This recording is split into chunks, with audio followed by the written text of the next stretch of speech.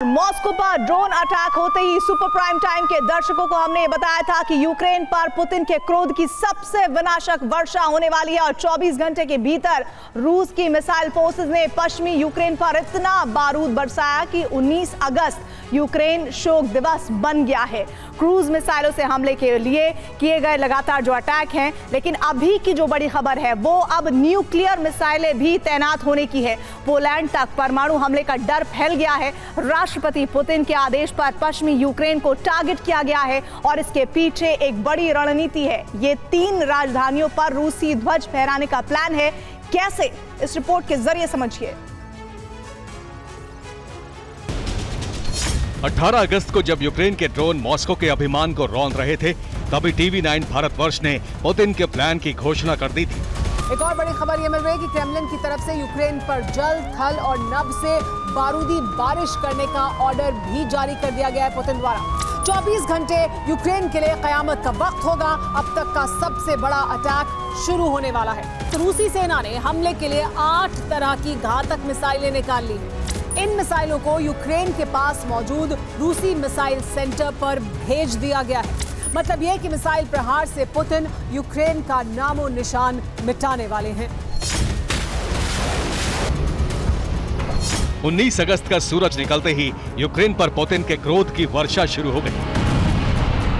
6 lakh square kilometre वाला पश्चिमी Ukraine का इतना बड़ा इलाका अब तक एक ही दिन में रूस के बारूद से इतने बड़े पैमाने पर नहीं दहला। रूस की सेना ने पश्चिमी यूक्रेन के कई शहरों पर एक साथ मिसाइल वर्षा कर दी। चेर्निहिव में दिन सामान्य था और एक सैलानी तस्वीर खिंचा रही थी।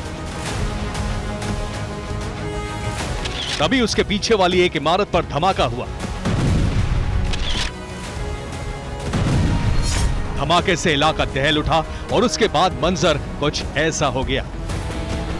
ये इमारत चेर्निहिव के ड्रामा थिएटर की है, जो रूस के मिसाइल हमले के बाद धधकने लगा।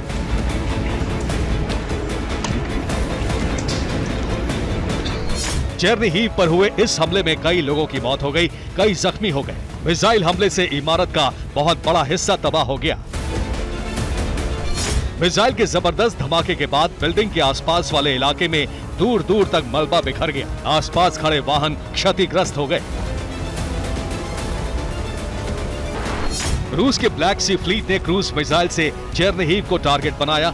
रूस ने 48 घंटे के भीतर पश्चिमी यूक्रेन पर दूसरी बार हमला किया।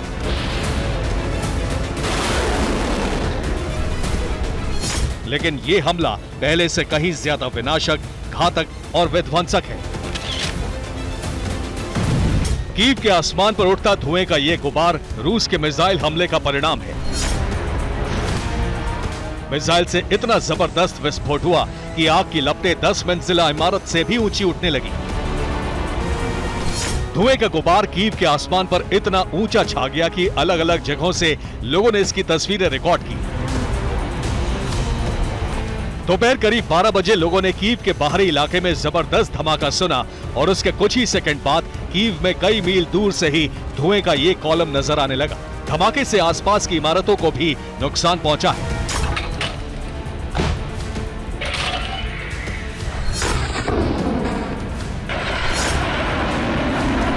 मॉस्को पर यूक्रेन की ड्रोन ब्रिगेड हमले के बाद रूस ने पूरे यूक्रेन में तबाही मचा दी है। उसका सबसे बड़ा टारगेट यूक्रेन का वो इलाका रहा जिसे अंतर्राष्ट्रीय जगत में युद्ध के दौरान सबसे सुरक्षित क्षेत्र कहा गया, यानी पश्चिमी यूक्रेन। रूस के पश्चिमी यूक्रेन के तेर्नोपिल पर भी जबरदस्त हमला किया गया। ये यूक्रेन के तेर्नोपिल में यूक्रेन का हथियार गोदाम है, जिसे रूस ने क्रूज मिसाइल के हमले में एक ही झटके में तबाह कर दिया। रूस ने ईस्टर्न फ्रंट लाइन पर ही यूक्रेन के कई ठिकाने ध्वस्त कर दिए। ये ईस्टर्न फ्रंट लाइन पर यूक्रेन का कंट्रोल सेंटर है, जिसके रूस ने ड्रोन हमले से परखच्चे उड़ा दिए। पूरब से पश्चिम रूस ने हमले करके 19 अगस्त को यूक्रेन के सबसे बड़े विध्वंस की तारीख बना दी।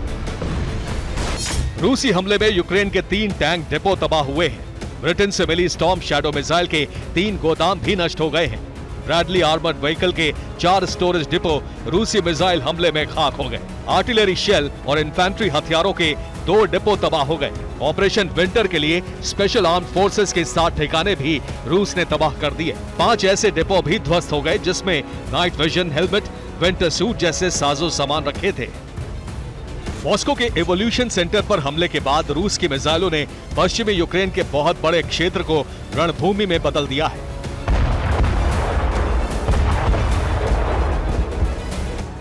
रूसी सेना ने समंदर से बुलावा मिसाइल से यूक्रेन पर हमला किया। बुलावा मिसाइल की रेंज 8000 किलोमीटर से ज्यादा है।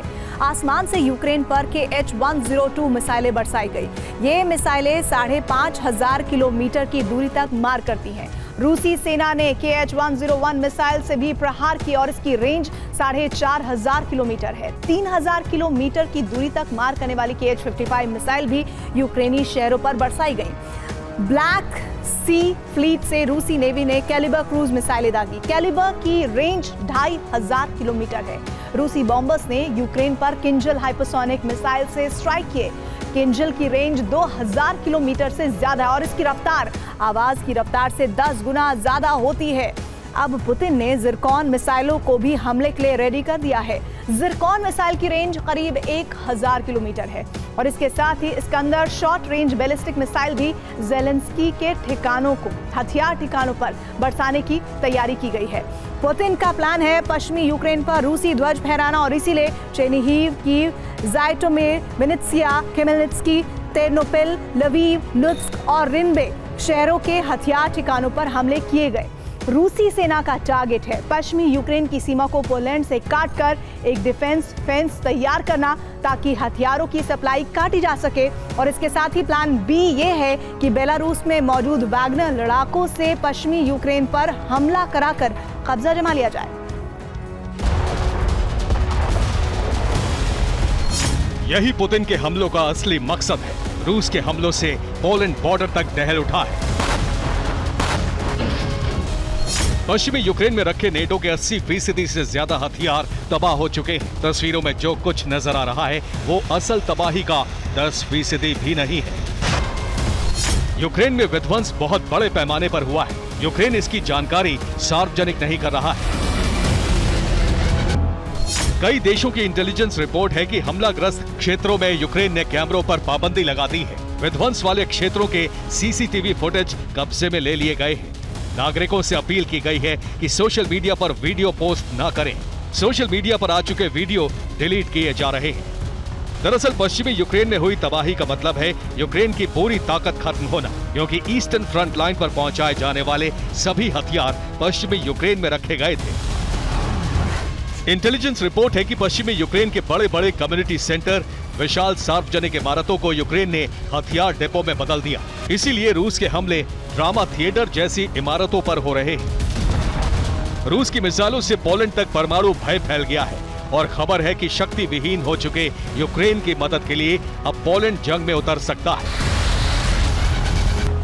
पोलैंड के एक डिफेंस एक्सपर्ट ने दावा किया है कि रूस का खतरा बढ़ता जा रहा है। यूक्रेन लगातार युद्ध हार रहा है। पोलैंड रूसी फौज से निपटने की तैयारी कर रहा है। पोलैंड सेना यूक्रेन के साथ युद्ध में उतर सकती है। पोलैंड ने बीते कुछ महीनों में हथियारों की खरीद बहुत तेज की है, बॉर्डर डिफेंस मजबूत किया है और नेटो से अपनी जमीन पर एटमी हथियार तैनात करने की खुली अपील कर चुका है। हालांकि हारते यूक्रेन की मदद के लिए अगर पोलैंड युद्ध में कूदा तो पुतिन कीव से वॉर्सो तक परमाणु मिसाइलों की वर्षा कर देंगे। Bureau report, TV9 Bharat.